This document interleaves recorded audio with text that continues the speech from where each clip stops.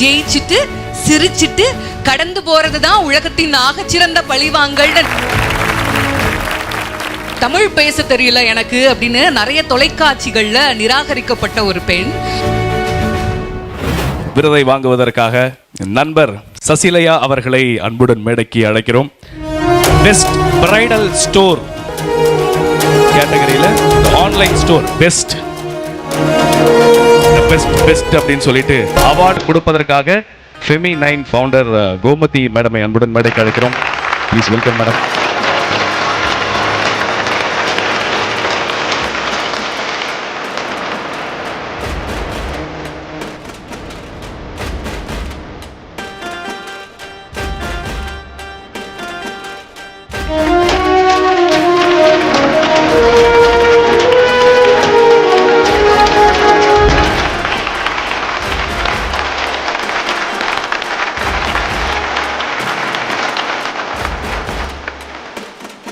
சசிலையா, நீங்கள் வந்து ஒரு மோட்டிவேஷனல் ஸ்பீக்கராக ஆரம்பித்து நீங்கள் வந்து பிரைடல் ஆன்லைன் ஸ்டோருக்கான விருதை வாங்கியிருக்கீங்க.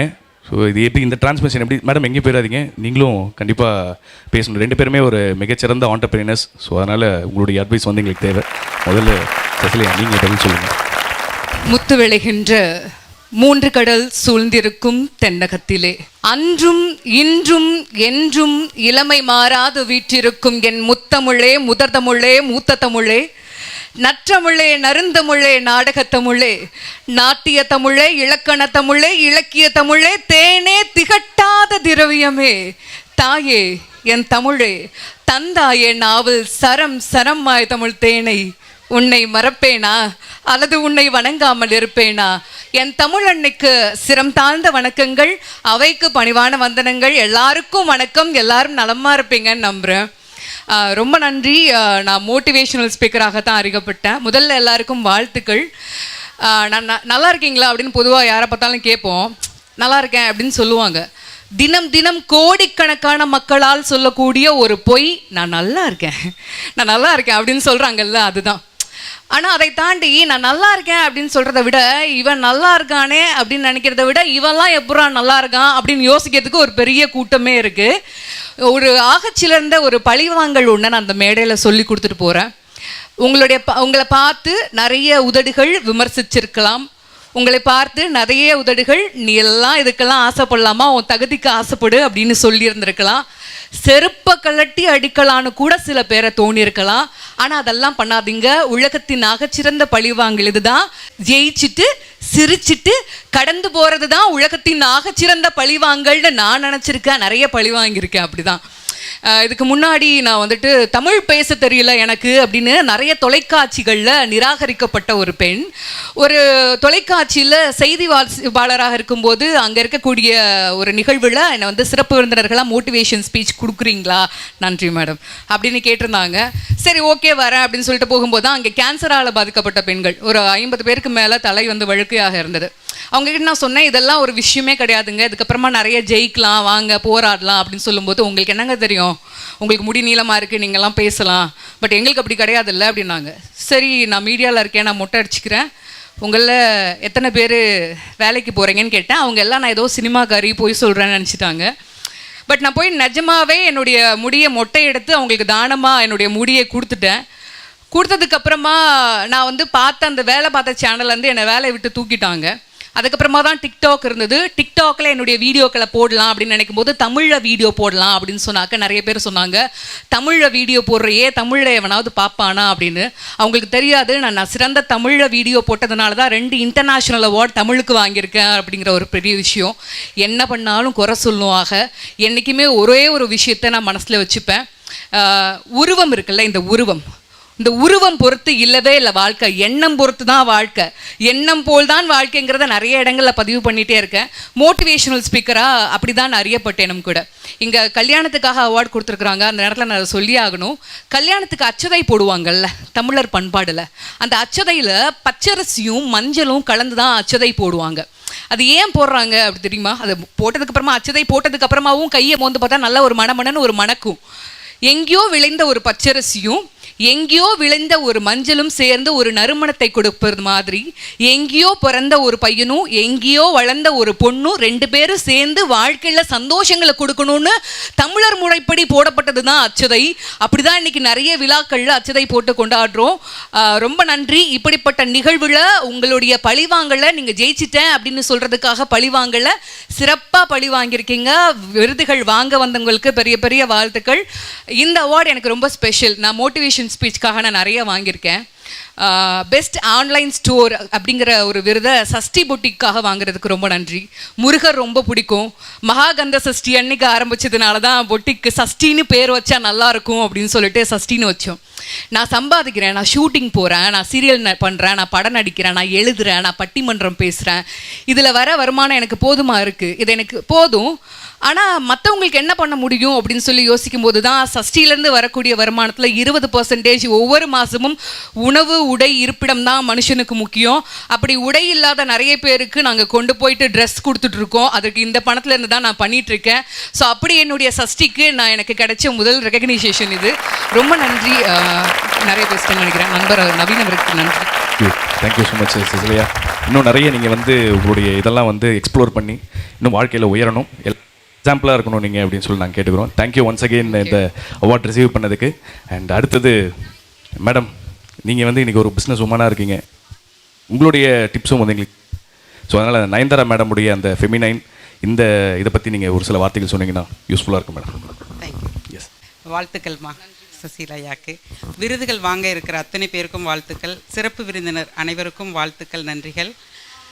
என்னோடய ப்ராடக்ட் பார்த்தீங்கன்னா சானிட்டரி நாப்கின். இதை பேசுகிறதுக்கே எல்லோரும் தயங்குவாங்க, கூச்சப்படுவாங்க, வெக்கப்படுவாங்க. ஆனால் திருமணம் அப்படின்னு எடுத்துக்கிட்டால் அவ்வளோ செலவு பண்ணி இன்றைக்கி அமர்ந்திருக்கிறவங்களுக்கு தெரியும். ஃபோட்டோகிராஃப்லேருந்து ஒரு ஃபுட்டுலேருந்து திருமண மண்டபம் எல்லாமே, ஃப்ரீ சூட்டு எல்லாமே பண்ணுறாங்க. ஆனால் அந்த 2 மனங்கள் இணைவதே எதற்குன்னா அடுத்து அவங்களுடைய தாம்பத்தியம் இனிய இல்லறமாக இருக்கணும். 1 வருடம் 2 வருடம் ஆனதுமே அடுத்து இந்த சமுதாயம் அவங்கக்கிட்ட கேட்குற ஒரு கேள்வி என்னென்னா, ஏதாவது விசேஷம் இருக்கா, அவங்க கர்ப்பமாக இருக்காங்களா, மாசமாக இருக்காங்களா. இது அடுத்த பரிணாமத்துக்கு அந்த பெண் வரணும். அதுக்கு ஆணுக்கும் பொறுப்பு இருக்குது, பெண்ணுக்கும் பொறுப்பு இருக்குது. ஆனால் பெண்ணுக்கு மட்டும்தான் பிரச்சனை அதிகமாக இருக்குது. அவளுக்கு கர்ப்பப்பை ஒன்று இருக்கிறதுனால அந்த மாதம் அந்த பீரியட்ஸ் ஆன பிறகு அவளோட வேதனையை பார்த்தா மட்டும் அது வார்த்தைகளால் விவரிக்க முடியாது. இதற்கு காரணம் என்னவாக இருக்குன்னு 2008 எனக்கு இறைவனுடைய ஆசீர்வாதத்தில் ஒரு ப்ராடக்ட் கிடச்சிது, சானிட்டரி நாப்கின். இந்தியாவில் இருக்கக்கூடிய மெடிக்கல் ஷாப்பில், மார்க்கெட்டில், கடையில் இருக்கிற அத்தனை நாப்கினும் எடுத்து லேப் டெஸ்ட் பண்ணால் எல்லாத்துலேயுமே கெமிக்கல் இருக்குது, பிளாஸ்டிக் இருக்குது, ரசாயனங்கள் இருக்குது, வாசனை திரவியங்கள் இருக்குது. காற்றோட்டம் இல்லாத ஒரு நாப்கின் தான் எல்லா இடத்துலையுமே கிடைக்கிது.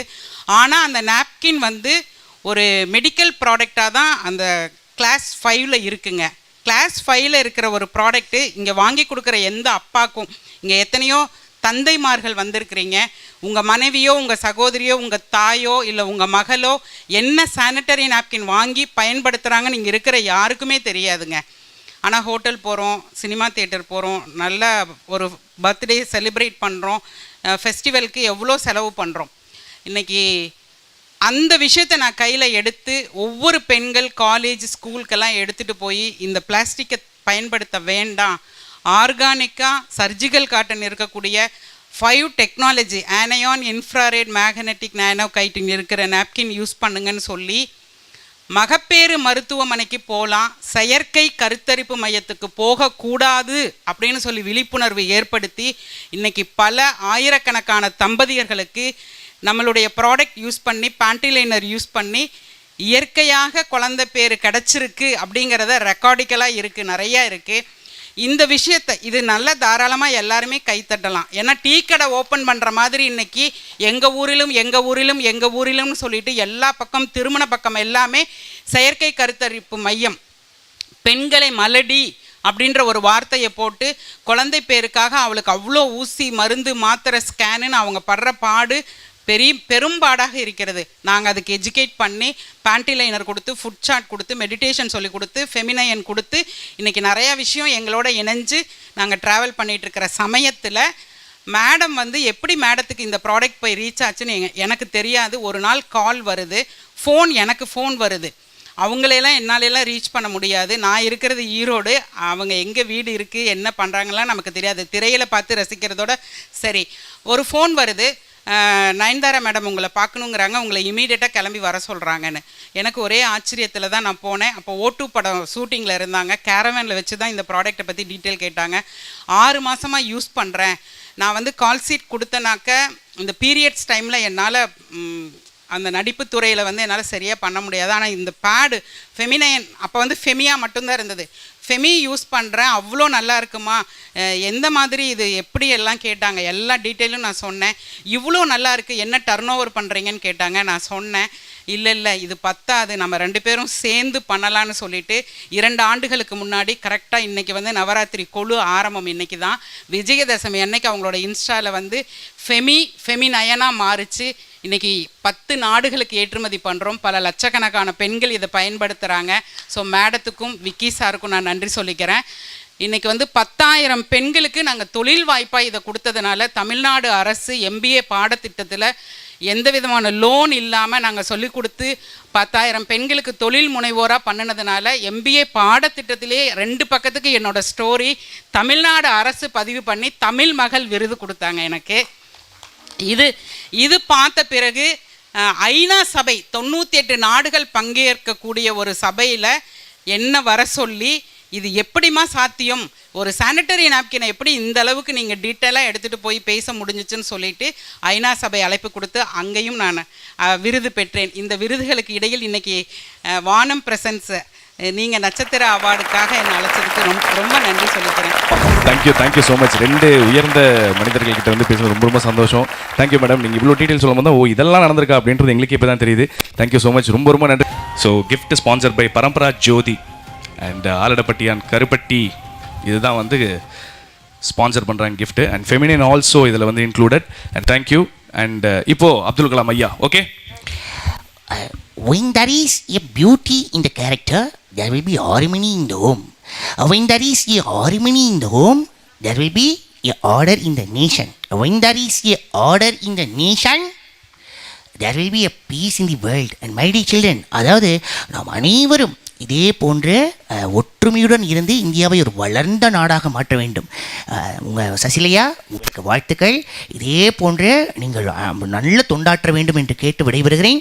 வாழ்த்துக்கள். நன்றி. ஜெய்ஹிந்த்.